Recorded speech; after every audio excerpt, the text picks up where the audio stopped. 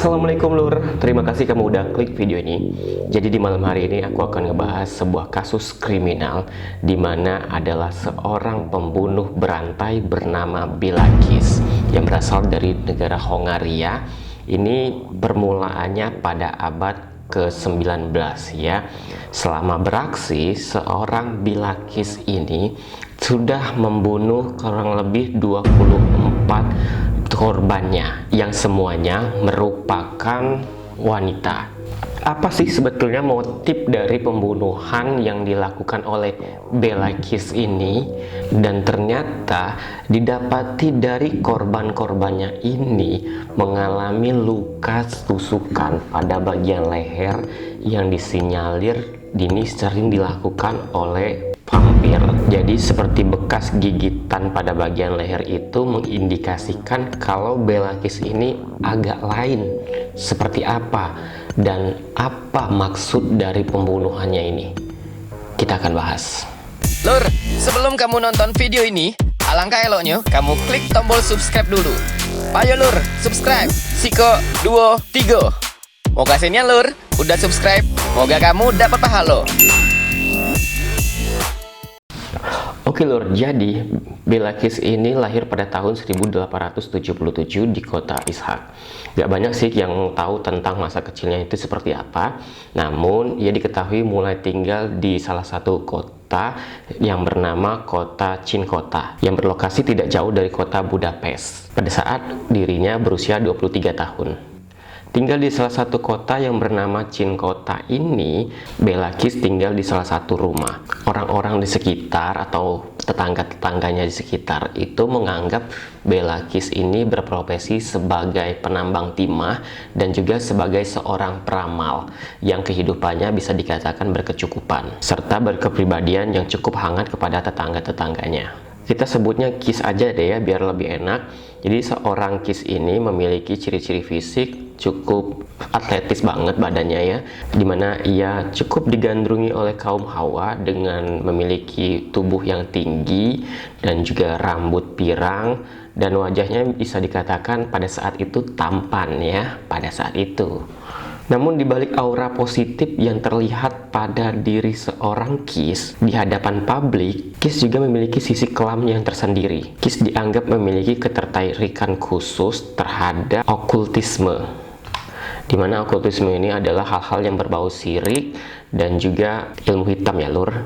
Bukan hanya sisi positifnya aja yang tertanam pada diri seorang Bilakis, di mana Kis juga memiliki sisi negatif, yakni ketertarikan terhadap mengoleksi hobinya, mengumpulkan buku-buku mengenai racun dan ilmu hitam, dan buku-buku teknik pembunuh dengan cara mencekik. Jadi hobinya ini bisa dikatakan cukup aneh ya.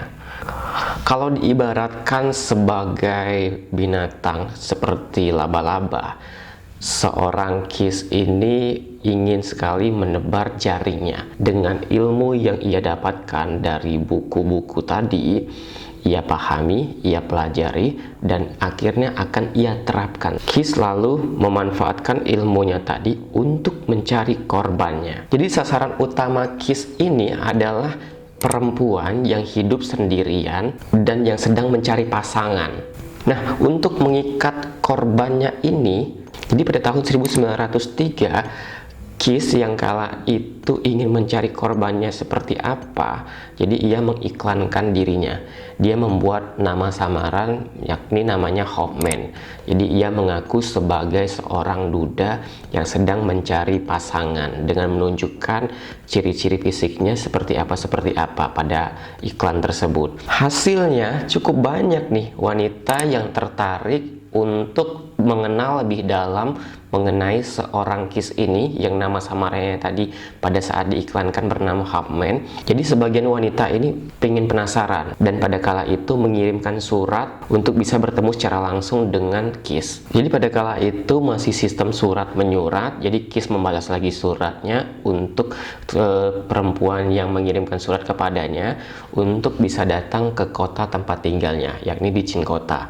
Nah, jadi wanita-wanita yang tertarik pada pada iklan yang dibuat oleh Kiss tadi pada ingin datang menghampiri Kiss untuk bisa bertemu secara langsung. Jadi karena niatnya tadi pengen ngebunuh, sebagian wanita yang datang menghampiri Kiss, begitu korbannya tiba, Kiss langsung membunuhnya. Bukan hanya ngebunuh, tapi juga merampas harta benda yang dibawa oleh perempuan tersebut. Jadi dari sekian banyaknya korban yang sudah didapatkan oleh Bella Kiss, ada seorang perempuan yang bernama Julianne ingin ketemu juga dengan seorang Bella Kiss. Setelah ketemu, ngobrol-ngobrol, di situ Julianne juga kayaknya nggak nyaman dan juga merasa ditipu dengan Bella Kiss yang berubah namanya menjadi Hopeman, yang mengakunya seorang duda, ternyata nggak seperti yang disampaikan. Jadi Julianne melaporkan bahwasanya si Bella Kiss itu telah menipunya.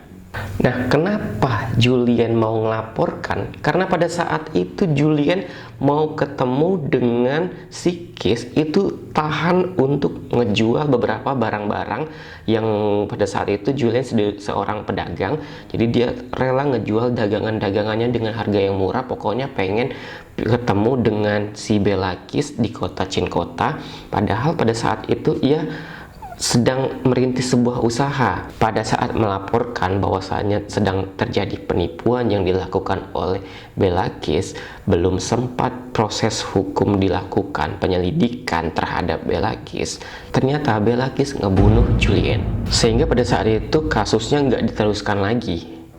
Jadi sebagian besar korbannya Bella Kiss ini adalah perempuan. Nah, ada korban lain juga nih lur, yang dibunuh oleh Bella Kiss, itu bernama Mary, yang usianya 15 tahun lebih muda dibandingkan Kiss pada tahun 1912. Keduanya sempat berniatan ingin menikah. Namun secara diam-diam si Mary juga ternyata punya hubungan kedekatan dengan seorang seniman yang bernama Bikari. Nah, itulah diketahui oleh Bella Kiss, ternyata dia bermain belakang, bukan cuma hanya dengan Bella Kiss aja, tapi juga dengan Bikari juga. Begitu tahu tentang hal tersebut, Bella Kiss akhirnya membunuh Bikari dan juga Mary dengan cara mencekiknya. Untuk menutupi kasus pembunuhannya ini, Bella Kiss akhirnya mengklaim kepada keluarga Mary kalau ternyata Mary dan juga Bikari sudah pergi ke Amerika Serikat pada saat itu. Selama menjalani aksinya, Kiss diketahui sudah menerima 174 lamaran pernikahan dan sudah menyetujui 74 diantaranya. Namun gak diketahui secara pasti berapa banyak jumlah korban yang dibunuhnya dari 174 yang memberikan lamaran pernikahan kepada Bella Kiss. Untuk menyembunyikan mayat-mayat yang sudah dibunuh oleh Bella Kiss tadi, jadi di depan rumahnya ini sudah ada tong-tong, dimana tong-tong ini jumlahnya lebih dari 7, namun di dalam rumahnya juga ada ya. Nah, di dalam tong itu sudah ada alkohol, jadi mayat-mayat itu dimasukkan ke dalam tong, di dalamnya juga sudah berisi alkohol, jadi bau dari mayat tersebut tidak tercium sampai keluar. Sebetulnya para tetangga dari Kiss ini sudah mencurigai dengan adanya tong yang ada di sekitaran rumah si Kiss. Namun mereka menganggap kalau ya mungkin sekedar tong-tong biasa aja yang untuk menyimpan minuman-minuman beralkohol, dan tetangganya pun berasumsi mungkin itu untuk bahan bakar persediaan pada saat perang terjadi.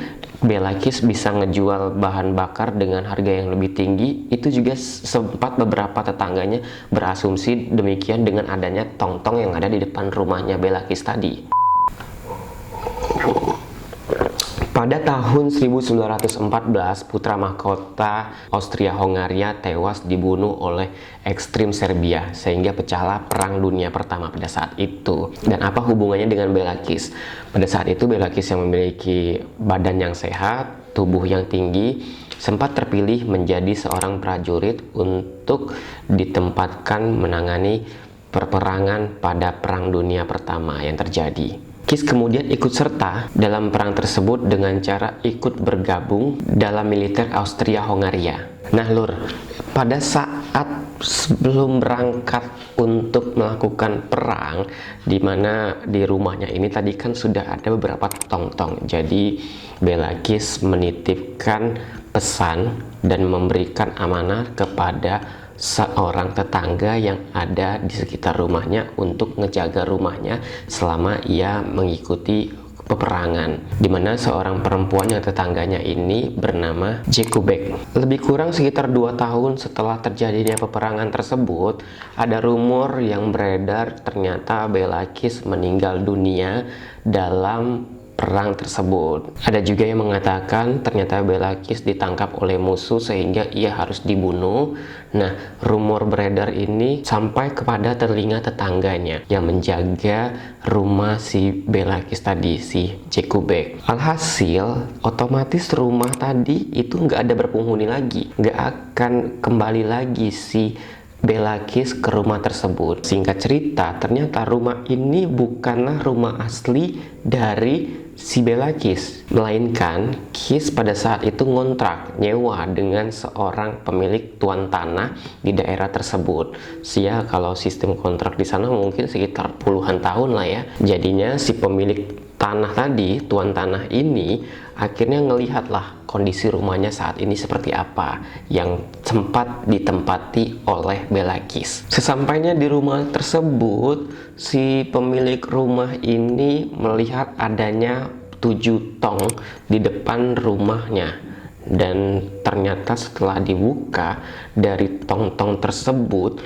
betapa mengejutkannya, isinya adalah mayat-mayat korban pembunuhan yang dilakukan oleh Belakis. Karena merasa bingung dan juga ketakutan, pemilik rumah aslinya ini akhirnya melaporkan kepada polisi terhadap kasus yang ia temukan ini. Sesampainya polisi di rumah Kis membuka tong-tong tersebut, pemandangan yang tak terduga pun tersaji di depan mereka. Mereka menemukan mayat-mayat perempuan yang terikat dengan tali di bagian lehernya terbujur kaku di dalam tong-tong tersebut, sambil terendam di dalam tong itu yang berisikan alkohol, itu jenisnya metanol. Pencarian pun kemudian dilakukan di dalam rumah Kis dan mengungkap kalau 7 tong tadi hanyalah sebagian yang mereka temui dari kasus pembunuhan yang dilakukan oleh Belakis. Ternyata terungkaplah tabir yang aslinya setelah menggeledah di dalam rumahnya Belakis. Jadi apa isi yang ada di dalam rumah Belakis? Kita akan lihat. Totalnya ada 24 tong yang ada di wilayah sekitaran rumah Belakis, mau itu di dalam rumahnya ataupun juga yang ada di luar rumahnya yang ditemukan oleh polisi. Jadi sebagian besar korban-korban yang dibunuh oleh Belakis itu adalah perempuan, tak terkecuali Bikari yang tewas pada tahun 1912 yang telah ia bunuh. Dengan melihat tali di lehernya, mereka semua dibunuh dengan cara dicekik dan juga diikat serta dijerat oleh Belakis. Lur, yang aneh nih, dari sejumlah mayat yang ditemukan di rumahnya Belakis, diketahui memiliki bekas luka gigitan pada bagian leher. Kendati pada saat itu nggak tahu bahwasanya itu memang benar-benar bekas luka atau seperti apa yang dilakukan oleh Belakis, dan didapati bukan hanya 1 atau 2 korbannya aja, melainkan hampir seluruh korbannya itu memiliki bekas luka pada bagian leher seperti digigit oleh taring, dan itu semua korbannya seperti itu. Sehingga publik berasumsi kalau Belakis bukan hanya ngebunuh, tapi juga menghisap darah dari korban-korbannya ini.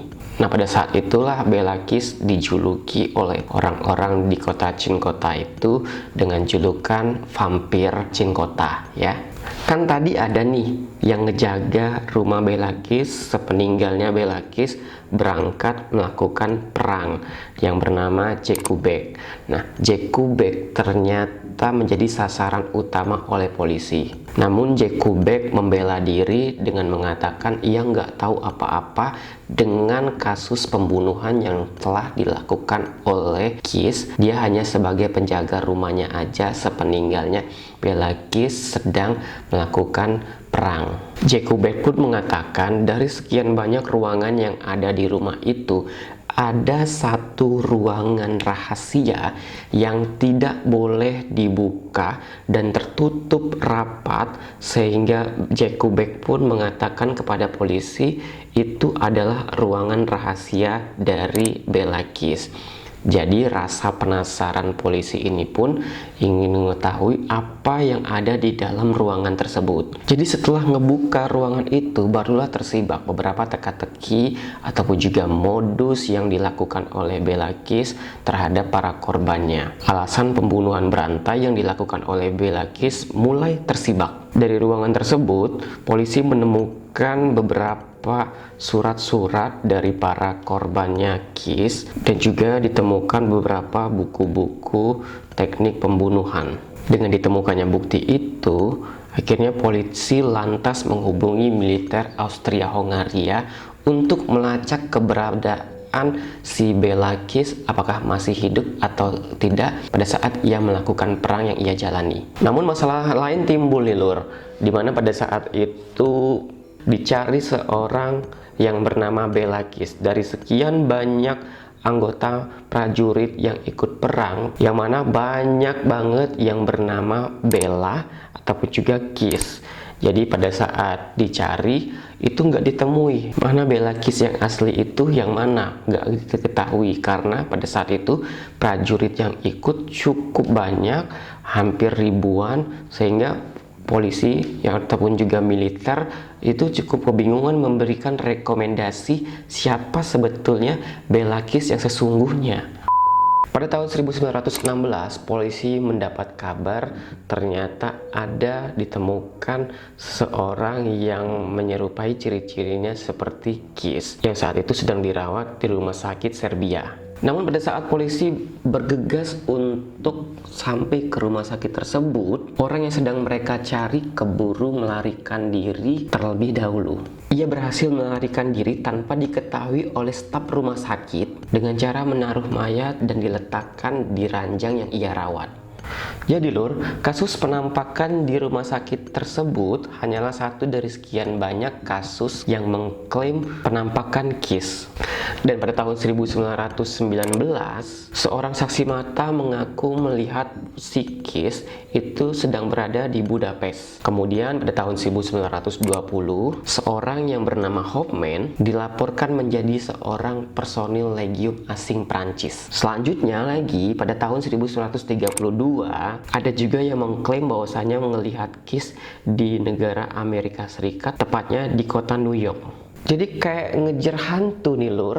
Setiap polisi mendapatkan informasi tentang keberadaan Kis, di saat itu polisi berburu untuk mencari si Kis ini. Di saat itu juga Kis tidak ditemukan. Jadi kayak licin banget si Kis ini ditemukan, dan sampai dengan saat ini si Belakis tidak ditemukan. Walaupun kasusnya cukup banyak korbannya, jadi kasusnya ini cukup menjadi misteri, di mana keberadaan Kis sampai polisi tidak bisa menemukan keberadaan Belakis. Padahal ia bisa dikatakan pembunuh berdarah dingin, sehingga nasib Kis pada akhirnya tidak pernah diketahui dan polisi tidak berhasil untuk menangkapnya, dan kasusnya pun udah cukup lama sehingga mungkin pada saat ini sudah nggak disibak lagi ya. Dan itu dia tadi cerita kasus kriminal yang pernah terjadi di tahun 1900-an, dimana pada saat itu juga kasus kriminal juga cukup banyak. Dan aku juga berpesan pada dulur-dulur untuk selalu waspada, selalu jaga keselamatan diri dan juga keselamatan orang lain. Jangan berbuat kriminalitas sehingga kita bisa damai satu sama lain. Oke, jadi itu aja video aku kali ini. Terima kasih banget buat kamu yang udah nonton video ini. Nanti aku akan ceritakan cerita-cerita kriminal lainnya. Mungkin di satu sesi aku akan cerita mengenai kasus kriminal di tanah air yang ada ya. Oke, jadi itu aja. Terima kasih buat kamu yang udah nonton. Jangan lupa like, comment, dan juga subscribe. Jangan lupa share ke teman-teman kamu. Semoga informasi ini bisa memberikan manfaat untuk kamu semua ya. Jadi aku pamit. See you next time. Bye.